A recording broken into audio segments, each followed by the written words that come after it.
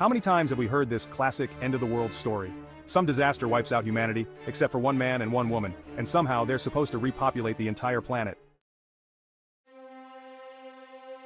They meet, fall in love, and begin, well, making lots of babies. Eventually Earth's back in business, teeming with people again. Happily ever after, right? But could two people really save humanity? What kind of awkward problems would they run into? And why would their descendants turn out so different? Let's assume the couple is fertile, and they manage to have a bunch of kids. Here's where things start to get complicated, because that first generation would all be siblings. So, here's a quick genetics lesson. We all have 2 copies of every gene, one from each parent. Some of these genes can carry harmful mutations, but usually it's not a big deal unless we inherit bad copies.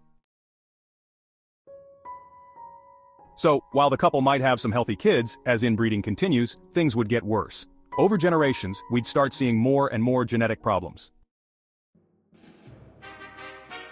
Just look at the European royals of the past. For centuries, they intermarried to keep the power in the family, and it wasn't long before their health started to decline.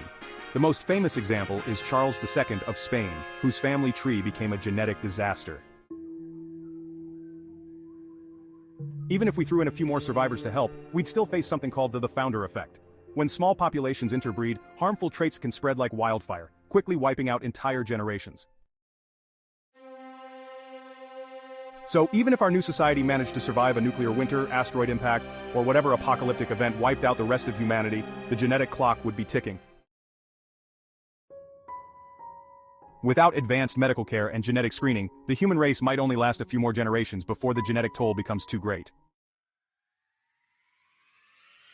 But don't lose hope yet. History tells us that small groups of survivors have managed to overcome the odds. In isolated parts of the world, humans have thrived with small populations and limited genetic diversity. Maybe, after hundreds of years, humanity could recover. The new population might speak a single language, share a common culture, or even form a completely new society. Could this scenario ever truly play out? Who knows? But one thing's for sure, repopulating the planet would be a lot harder and a lot messier than Hollywood makes it seem. Before you leave, don't forget to hit that like button if you enjoyed this journey. Got questions or ideas for future videos? Drop them in the comments below. We'd love to hear your thoughts. And hey, don't keep all the fun to yourself. Make sure to share this video with your friends. Spread the curiosity. Lastly, smash that subscribe button and ring the bell icon so you never miss out on more mind-blowing content like this. See you in the next video, and as always, stay curious.